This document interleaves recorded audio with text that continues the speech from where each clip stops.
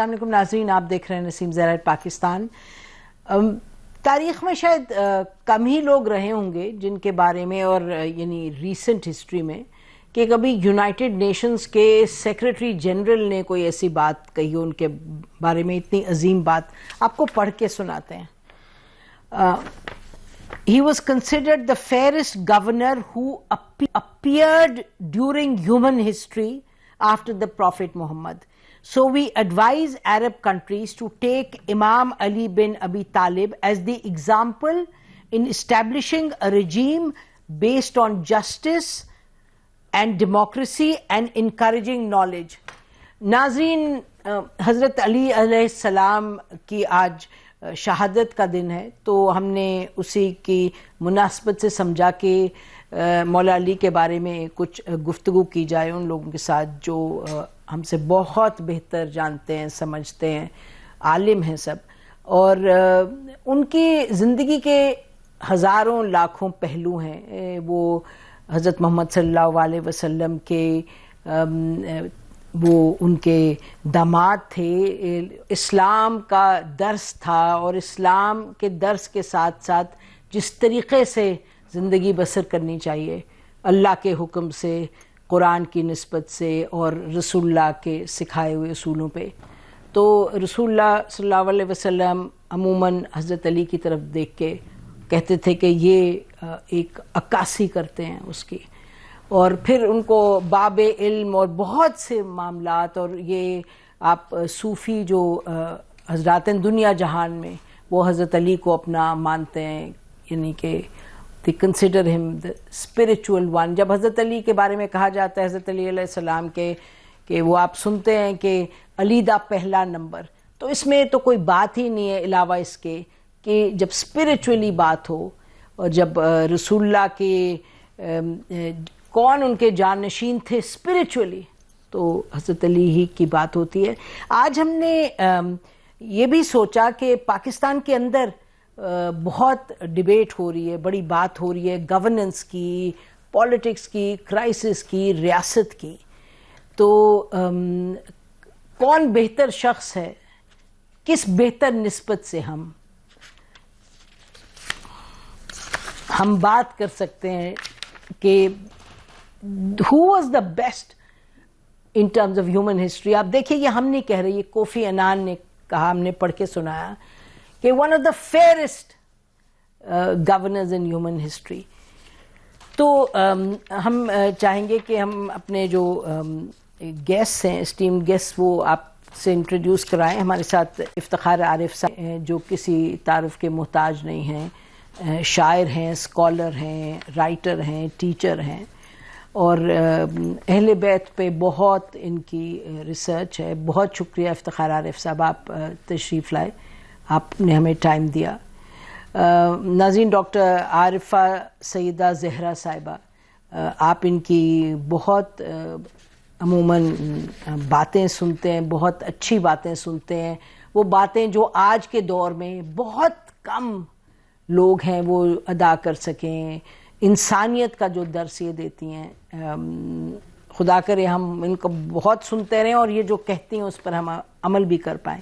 اور ہم حمیرہ مسیح الدین صاحبہ، شی از اے ینگ اسکالر، اور یہ بھی بہت دل سے، بڑی محبت سے اسلام کو، اسلام کے جو عظیم شخصیات ہیں رسول اللہ صلی اللہ علیہ وسلم اور سب لوگوں کے بارے میں بہت پڑھتی ہیں اور بہت درس بھی دیتی ہیں۔ آپ لوگوں کا بہت شکریہ۔ تو اگر آپ اجازت دیں سب لوگ، تو میں افتخار عارف صاحب سے زہرا عارفہ پاس شروع کر لوں ان سے۔ ان کو کہیں جانا بھی ہے، اور میں نے سوچا کہ ان سے پہلے پوچھ لیں۔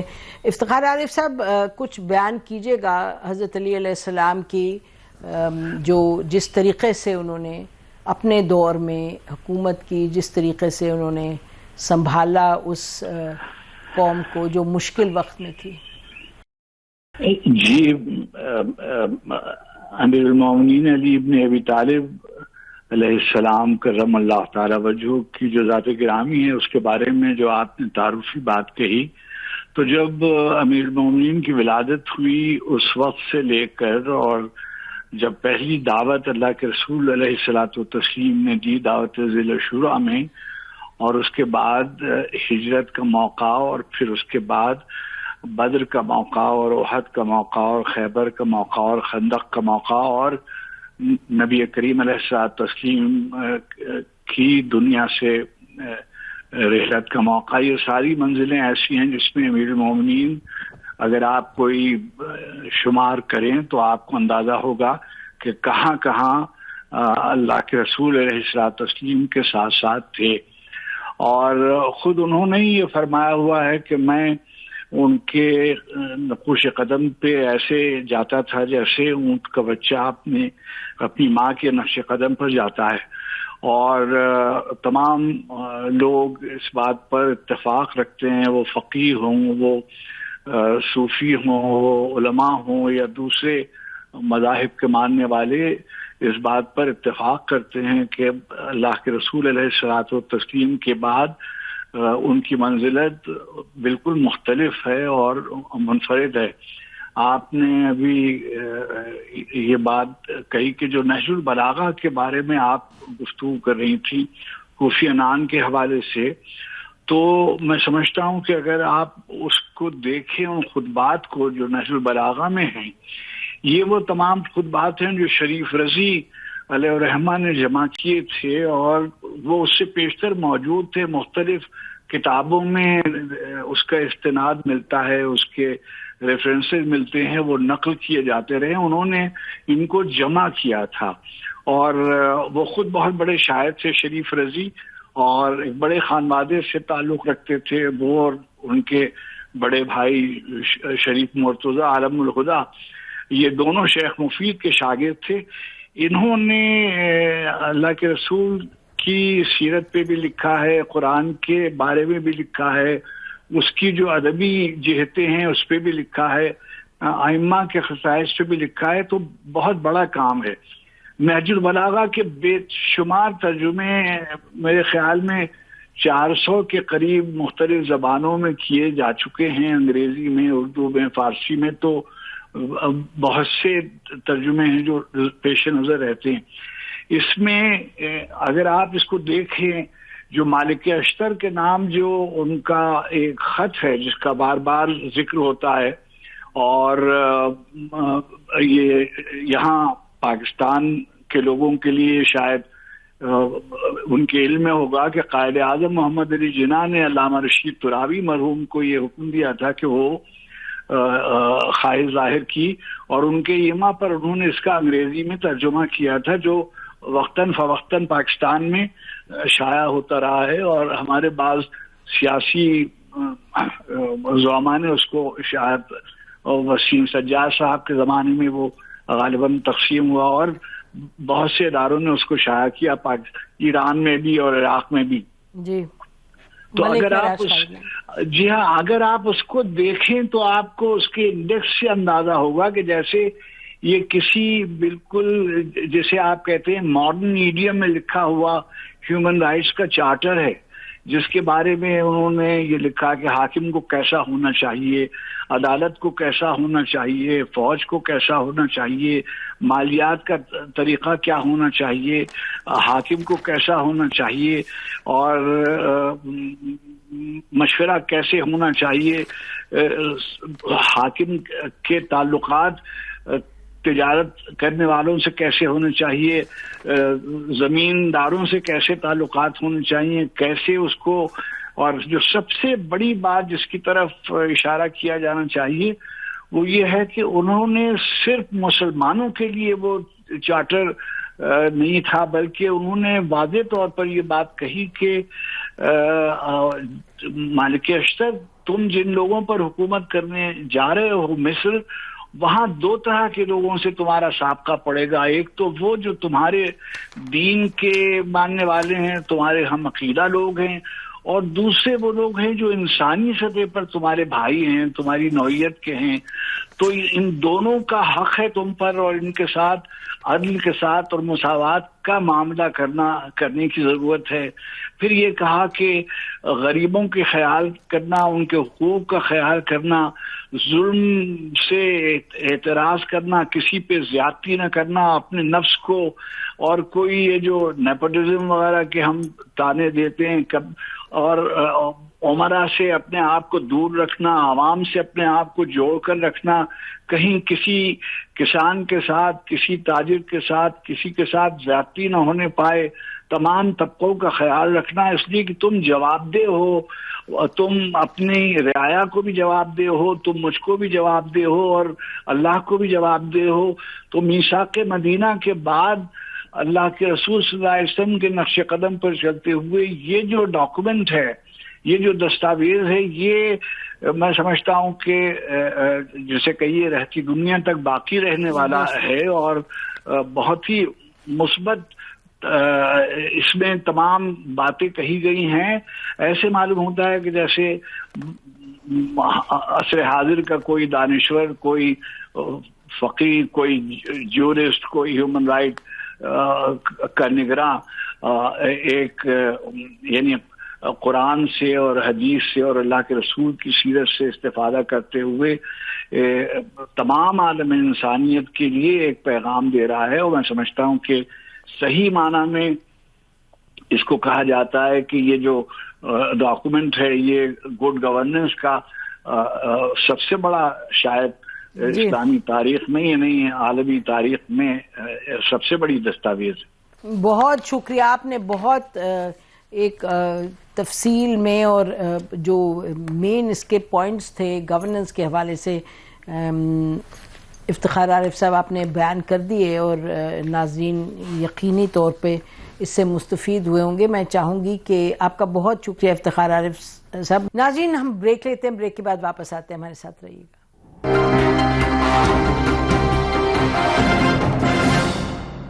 ویلکم بیک ناظرین، ہم حضرت علی علیہ السلام کے بارے میں گفتگو کر رہے ہیں. میں چاہوں گی کہ عارفہ صاحبہ کی طرف چلیں. عارفہ صاحبہ، یہ آپ نے سنا جو بھی فرما رہے تھے افتخار عارف صاحب اس خط کے حوالے سے، جس کو کہا جاتا ہے کہ that is really the document for good governance, جو کہ حضرت علی نے لکھا ملک اشتر کو، گورنر جن کو ایجپٹ کا بنا کے بھیجا. تو آپ فرمائیے گا کہ اس حوالے سے اور اس میں آپ کچھ ایڈ کرنا چاہیں، اور پھر ذرا پاکستان آ جائیں اس کو دیکھتے ہوئے.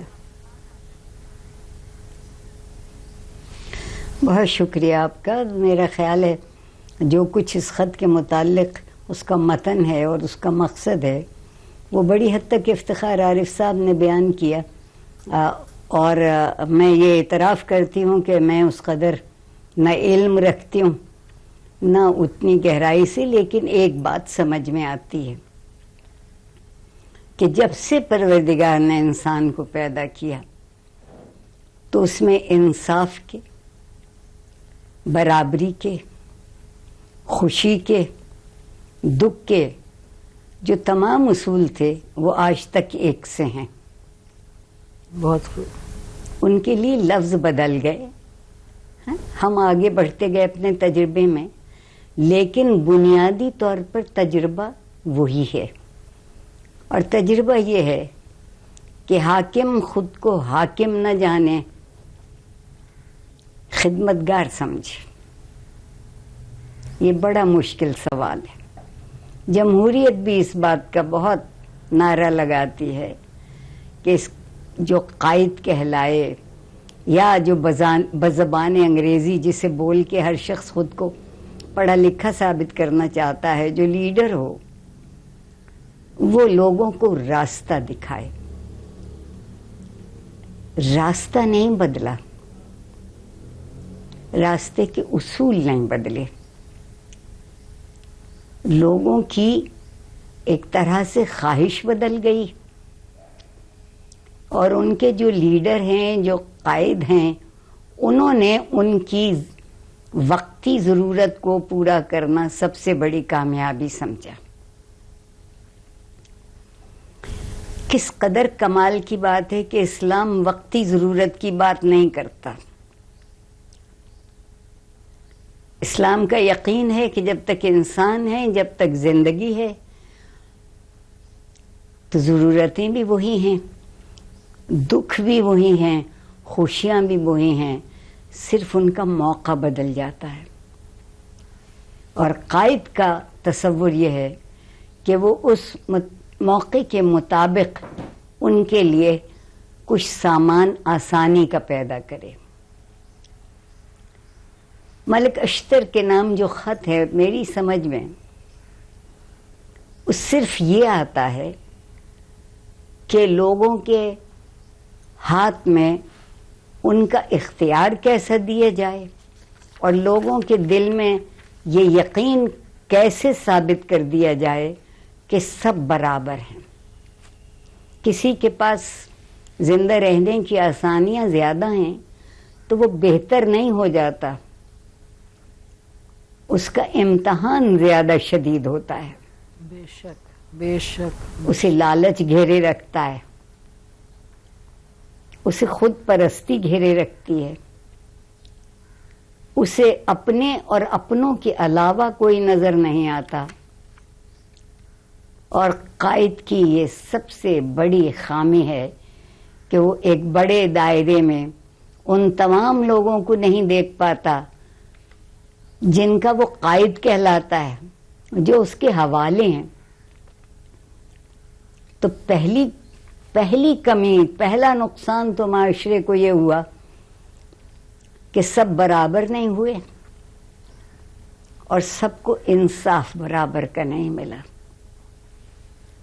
جب معاشرے میں انصاف میں سفارش، روپیہ، پیسہ، رسوخ کامیاب ہونے لگے تو سمجھ لیجئے معاشرہ نہیں ہے، ایک ہجوم ہے جو صرف انفرادی فائدے کے لیے کام کرتا ہے۔ ایک اچھا قائد انفرادیت کو مٹا کے اجتماعیت لے کر آتا ہے۔ لوگ الگ الگ نہیں رہتے،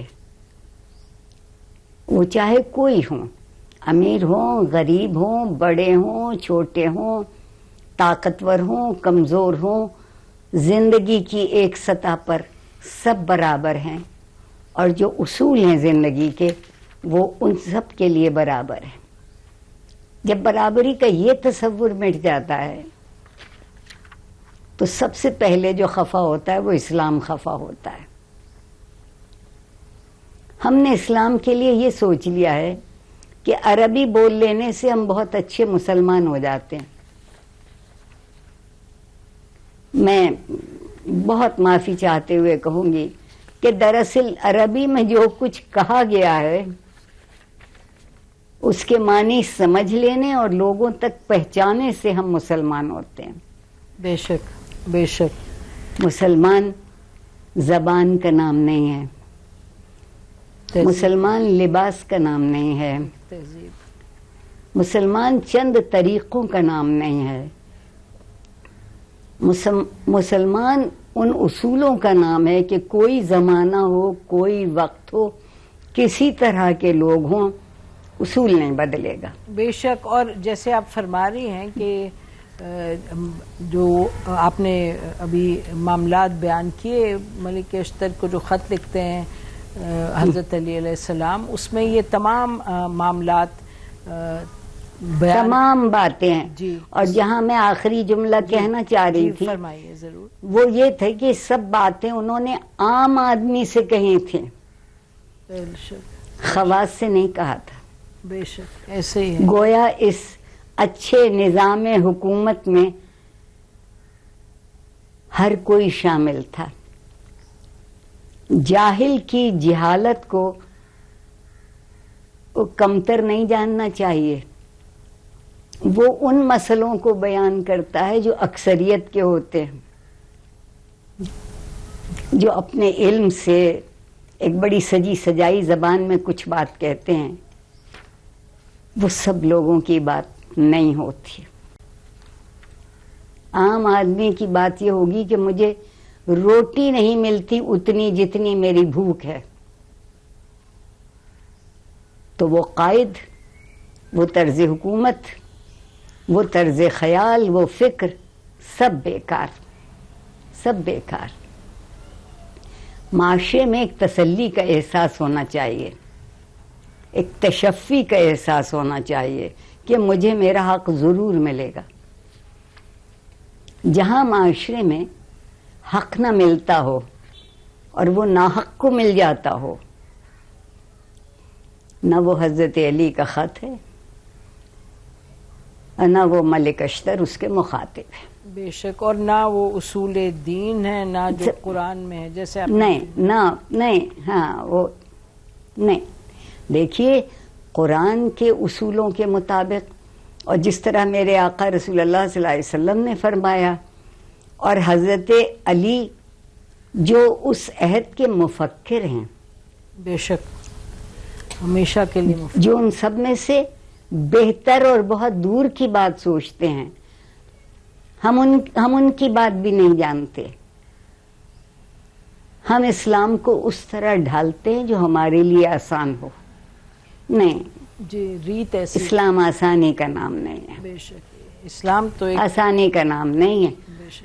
ہاں، شہرت کا نام نہیں ہے. آپ مجھ سے خفا ہو جائیں مگر مجھ میں سچ بولنے کی ہمت ہونا چاہیے. بالکل. ناظرین، اس پوائنٹ پہ ہم بریک لیتے ہیں، ہمارے ساتھ رہیے گا.